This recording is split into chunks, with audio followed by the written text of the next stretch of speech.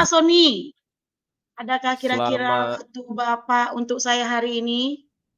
selamat pagi juga Ibu Bunga. Tentu saja ada Bu. Kebetulan jam saya hari ini sudah selesai. Sepertinya Ibu sedang ada masalah ya? Wajah Ibu kelihatannya kurang bersemangat. Iya Pak, benar sekali nih Pak Sony, ada masalah saya. Tadi saya dikoreksi oleh Ketua MGMP yaitu Bu Evi. Jujur sampai sekarang masih kepikiran saya Pak. Oh iya ya Bu.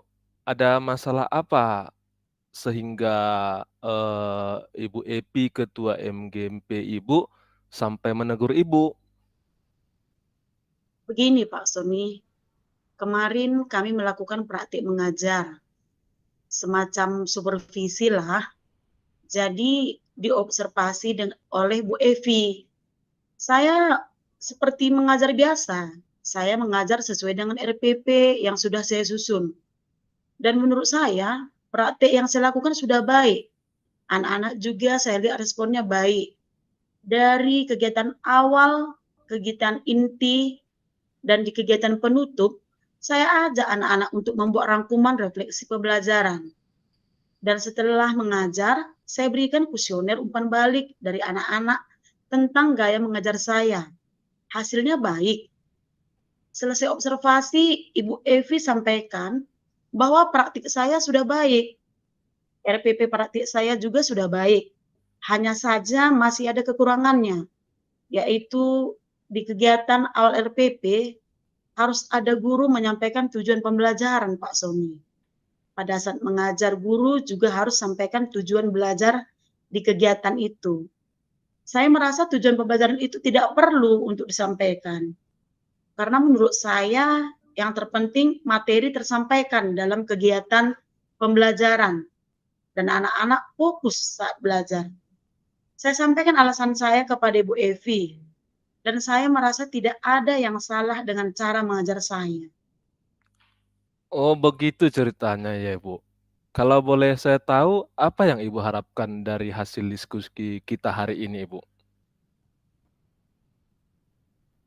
Ya, saya ingin mendapatkan solusi Pak Sony dari permasalahan saya, yaitu saya ingin memberikan penjelasan kepada Bu Evi alasan mengapa menyampaikan tujuan pembelajaran. Yang kedua, saya juga ingin memperbaiki komunikasi saya dengan Bu Evi karena kami berdebat saat itu Pak Sony. Baik, Ibu. Itu adalah tujuan yang baik sekali, Ibu. Kalau boleh saya tahu, apa alasan Ibu untuk tidak mencantumkan dan menyampaikan tujuan pembelajaran pada saat mengajar, Ibu? Seperti yang saya sudah jelaskan tadi Pak Sony, bagi saya pencantuman tujuan pembelajaran di RPP dan penyampaian di kelas bukanlah sesuatu yang penting. Karena menurut saya anak-anak sudah tahu tujuannya.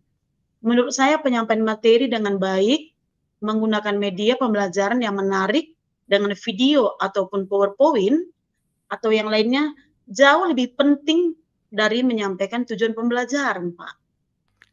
Luar biasa sekali, Ibu. Berarti Ibu adalah guru yang kreatif ternyata. Bagaimana tanggapan siswa ketika Ibu menggunakan media tersebut pada saat pembelajaran?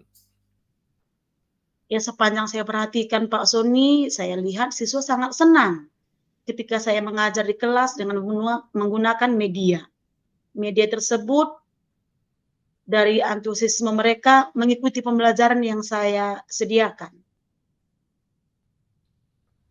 Tentu menyenangkan sekali ya Ibu, melihat siswa antusias mengikuti pembelajaran dari kita. Lalu bagaimana cara siswa Ibu untuk mengetahui kompetensi apa yang diharapkan atau kompetensi yang mereka harus kuasai setelah selesai belajar materi tersebut dari Ibu?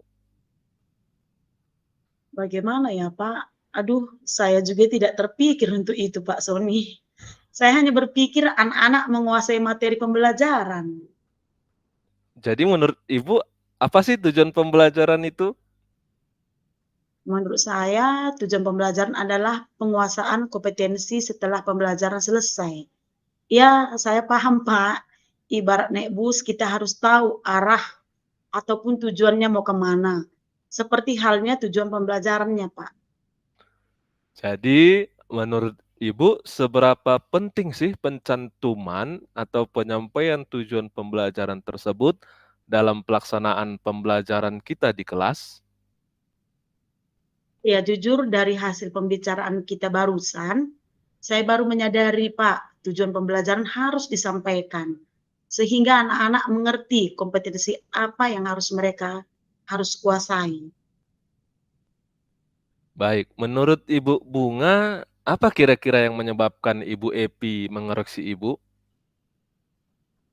Sebenarnya Ibu Evi juga menjelaskan tentang pentingnya menyampaikan tujuan pembelajaran pada saat kegiatan belajar mengajar, Pak.